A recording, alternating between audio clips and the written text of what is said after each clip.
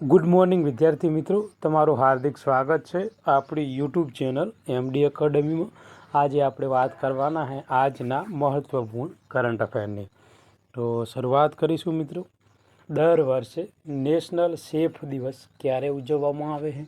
તો મિત્રો યાદ રાખજો, 4 જૂનના દિવસે નેશનલ સેફ દિવસ તરીકે આપણે ઉજવીએ છીએ। અને 3 જૂન એટલે વિશ્વ સાયકલ દિવસ। તો વિશ્વ સાયકલ દિવસ શા માટે ઉજવવામાં આવે છે મિત્રો?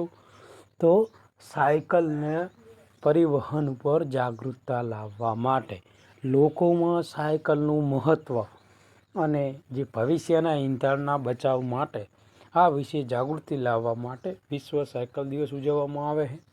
ઉપરાંત 1 જૂનના દિવસે વિશ્વ દૂધ દિવસ તરીકે આપણે ઉજવીએ છીએ। તો આટલી વસ્તુ આપણા માટે ઇમ્પોર્ટન્ટ છે દિવસોમાં, જોઈશું મિત્રો ડિટેલ। આ ઉપરાંત તાજેતરમાં મિત્રો કયા ભારતીય રાજ્યએ કોટપા કાયદામાં સુધારો કરી તમાકુ ખરીદવાની કાયદેસર ઉંમર વધારી અને હુક્કા બાર ઉપર પ્રતિબંધ મૂક્યો છે? તો મિત્રો આ જે મહત્ત્વપૂર્ણ છે એ પ્રતિબંધ રહ્યો એ કર્ણાટક રાજ્ય દ્વારા મૂકવામાં આવેલો છે। ઓકે, તો આગળ વધીશું કે કર્ણાટક સરકારે મિત્રો કોટપા કર્ણાટક સુધારો અધિનિયમ 2024 પસાર કરીને તમાકુ નિયમનમાં એક સીમાચિહ્ન રૂપ પગલું ભર્યું છે। અને આ કાયદો તમાકુ ખરીદવાની લઘુત્તમ કાયદેસર ઉંમર 18થી 21 વર્ષ કરવામાં આવી છે। અને કાફે, પબ અને જે રેસ્ટોરન્ટ અને જે હુક્કા બાર છે ત્યાં મિત્રો તમાકુ ઉપર પ્રતિબંધ મૂકવામાં આવેલો છે। તો મહત્વપૂર્ણ પ્રશ્ન છે, યારે આવનારી એક્ઝામમાં પૂછાઈ શકે છે। જેટલા પણ આપણા વિદ્યાર્થી મિત્રો છે બરાબર, જો આપણી યુટ્યુબ ચેનલમાં નવા હોય તો આપણી ચેનલને સબસ્ક્રાઈબ કરી લેજો, જેથી કરીને કરંટ અફેરના બધા જ વિડીયોની નોટિફિકેશન તમને મળી રહે। આ ઉપરાંત મિત્રો મે મહિનાની જે કરંટ અફેરની પીડીએફ છે એ મિત્રો આપણે 5 તારીખ એટલે કે કાલે સાંજ સુધીમાં આપણા ગ્રુપમાં મૂકી દેશું, જેથી કરીને જેટલા પણ વિદ્યાર્થીઓ મિત્રો તૈયારી કરી રહ્યા છે તેમને આ મહિનાનું કરંટ અફેર ઉપલબ્ધ થાય અને પોલીસ કોન્સ્ટેબલની એક્ઝામમાં કોઈ જાતનું નુકસાન થાય નહીં। ઓકે, તો આગળનો ક્વેશ્ચન છે મિત્રો કે દક્ષિણ એશિયામાં સૌથી મોટી utility scale battery energy storage સિસ્ટમનું ઉદ્ઘાટન કયા શહેરમાં કરવામાં આવ્યું છે? તો મિત્રો નવી દિલ્હીમાં કરવામાં આવેલું છે। તો દક્ષિણ નવી દિલ્હીના જે કિલો કેલરીમાં 20 મેગાવોટ જે બેટરી એનર્જી સ્ટોરેજ સિસ્ટમનું ઉદ્ઘાટન કર્યું છે। તેને દક્ષિણ એશિયામાં સૌથી મોટું utility scale energy storage system બનાવે છે। અને આ જે પ્રોજેક્ટ છે એ ભારતના નવીનીકરણ ઉર્જા માળખામાં એક મોટી પ્રગતિ દર્શાવે છે, જે દેશમાં પ્રથમ વ્યાપારિક રીતે મંજૂર થયેલ ઉર્જા સંગ્રહ સિસ્ટમ છે મિત્રો। આગળનો ક્વેશ્ચન છે કેન્દ્રીય મંત્રી અમિત શાહ કયા શહેરમાં નવી સેન્ટ્રલ ફોરેન્સિક સાયન્સ જે લેબોરેટરી છે એનું ઉદ્ઘાટન કર્યું છે? તો મિત્રો જો નવી સેન્ટ્રલ ફોરેન્સિક લેબોરેટરી તમને પૂછાય તો યાદ રાખજો, કોલકાતામાં મિત્રો તેનું ઉદ્ઘાટન કરવામાં આવેલું છે। તો કેન્દ્રીય મંત્રી મિત્રો અમિત શાહ કોલકાતાના રાજાહાટમાં, કઈ જગ્યાએ? કોલકાતા જે છે ત્યાં જે રાજાહાટ વિસ્તાર છે ત્યાં નવી જે એ સેન્ટ્રલ ફોરેન્સિક સાયન્સ લેબોરેટરીનું ઉદ્ઘાટન કર્યું છે। 88 કરોડના ખર્ચે બનેલી આ અદ્યતન સુવિધા માત્ર પશ્ચિમ બંગાળ રાજ્યમાં જ નહીં પરંતુ જે એ ઝારખંડ, બિહાર, ઓડિશા, સિક્કિમ, અસમ, અન્ય ઉત્તર પૂર્વીય રાજ્યો જે પડોશી પ્રદેશોનો સેવા માટે આ ડિઝાઇન કરવામાં આવી છે। એટલે કે આ જે નવી સેન્ટ્રલ ફોરેન્સિક લેબોરેટરી છે એ એટલી પૂરતી પશ્ચિમ બંગાળ માટે નથી, જે ઉત્તર પૂર્વના જે રાજ્યો છે મિત્રો, જે બિહાર, ઓડિશા, સિક્કિમ, આસામ, એ બધા રાજ્યોને આ જે લેબોરેટરી છે એનો લાભ મળવાનો છે મિત્રો.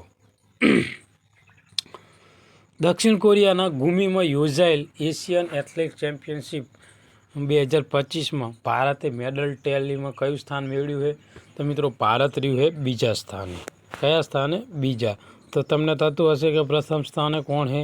તો પ્રથમ સ્થાને છે મિત્રો ચીન. ઓકે, પ્રથમ નંબરે કોણ છે? ચીન. અને બીજા નંબરે છે મિત્રો ભારત. તો જોઈ લેશું થોડી તેની ડિટેલ, કારણ કે આ પોલીસ કોન્સ્ટેબલની એક્ઝામ માટે આ ક્વેશ્ચન રહ્યો ને એ ઇમ્પોર્ટન્ટ છે. ભારત એશિયન એથ્લેટિક્સ ચેમ્પિયન્સ 2025માં ભારતે ટોટલ મિત્રો 24 મેડલ મેળવી અને બીજા સ્થાને રહ્યું છે, જેમાં 8 ગોલ્ડ, 10 સિલ્વર અને 6 બ્રોન્ઝ મેડલ તેને મેળવ્યા છે. આ ઉપરાંત અનિમેશ કુંજુર અને જે પારુલ ચૌધરી તે મજબૂત પ્રદર્શન અને નવા રાષ્ટ્રીય રેકોર્ડ હોવા છતાંય ભારતે ચીનની પાછળ છોડી દેવું અને જે સ્ટેન્ડિંગ રેટિંગમાં ટોપ ઉપર રહ્યું હતું. તો તમને ક્યારે પણ પૂછાય કે જે દક્ષિણ ગામીમાં જે એથ્લેટિક ચેમ્પિયનશિપ 2025 હતી એમાં પ્રથમ સ્થાને કોણ હતું? તો પ્રથમ સ્થાને ચીન હતું અને બીજા સ્થાને રહ્યું છે ભારત. ભારતની પ્રથમ સંશોધન સંચાલિત ખાનગી યુનિવર્સિટીઓના અંકમાં જે TCGS ક્રેડિટ્સમાં ક્યાં આવેલી છે? તો મિત્રો તે આવેલી છે Kolkata. Union bank of India અને સેન્ટ્રલ બેંક ઓફ ઇન્ડિયાના મિત્રો નવા MD તરીકે કોની નિમણૂક કરવામાં આવેલી છે? તો યુનિયન બેંકના MD છે મનીષ પાંડે અને સેન્ટ્રલ બેંક ઓફ ઇન્ડિયા જે છે ત્યાંના MD છે કલ્યાણ કુમાર. તો આમાં મિત્રો જવાબ આવશે એ. જૂન 2025માં આંદામાન નિકોબાર કમાન્ડના 18મા કમાન્ડ ઇન ચીફ તરીકે કોની નિમણૂક કરવામાં આવેલી છે? તો મિત્રો લેફ્ટનન્ટ જનરલ ઉપેન્દ્ર ત્રિવેદીની નિમણૂક કરવામાં આવેલી છે. કયા ભારતીય રાજ્યે કેન્દ્ર સરકારને માઉન્ટ ખાગચેન્ડા જાગોના ધાર્મિક મહત્વના કારણે પર્વતારોહક ઉપર પ્રતિબંધ મૂકવાની વિનંતી કરી છે? તો મિત્રો સિક્કિમ રાજ્યએ પ્રતિબંધ મૂકવાની જાહેરાત કરી છે અથવા કે વિનંતી કરી છે. તો સિક્કિમ કેન્દ્ર સરકારમાં જે માઉન્ટ ખાગચેન્ડા પર્વત ઉપર મિત્રો જે પર્વતારોહણ પ્રવૃત્તિને મર્યાદિત કરવાની વિનંતી કરી છે, કારણ કે આ શિખર સ્થાનિક સમુદાયો ખાસ કરીને લેપ્ચા લોકો માટે ઊંડું ધાર્મિક મહત્ત્વ ધરાવે છે અને ભારતનું સૌથી ઊંચું શિખર અને વિશ્વનું ત્રીજું સૌથી ઊંચું શિખર જે ખાગચેન્ડા ચોગા ત્યાં સ્થાનિક શ્રદ્ધાઓ દ્વારા પૂજનીય જે દેવતા છે ચડોનગરના નિવાસસ્થાન તરીકે પવિત્ર છે. એટલા માટે મિત્રો આ જે પર્વતારોહક પ્રવૃત્તિ છે તેને મર્યાદિત કરવા માટે વિનંતી કરી છે. આજના કરંટ અફેરનો મિત્રો લાસ્ટ ક્વેશ્ચન કે કેરળના તિરુવનંતપુરમમાં દરિયાકાંઠે પ્લાસ્ટિક નડલ્સ સ્પિલની ઘટનામાં કયા દેશે કન્ટેનર જહાજ MCELSA-3 સામેલ કર્યું હતું? તો નાઇબેરિયા. ઓકે મિત્રો, તો નાઇબેરિયા જવાબ આવશે. તો આજનું જે મહત્ત્વપૂર્ણ કરંટ અફેર છે એ આપણે અહીંયા પૂરું કરીશું. આ વિડીયો તમને ગમ્યો હોય તો આપણી ચેનલને સબસ્ક્રાઈબ કરજો અને તમારા જે બીજા પણ મિત્રો તૈયારી કરે છે તેમને આ વિડીયો મોકલી આપજો, જેથી કરીને એ આ કરંટ અફેરનો લાભ લઈ શકે મિત્રો. થેન્ક યુ, ધન્યવાદ.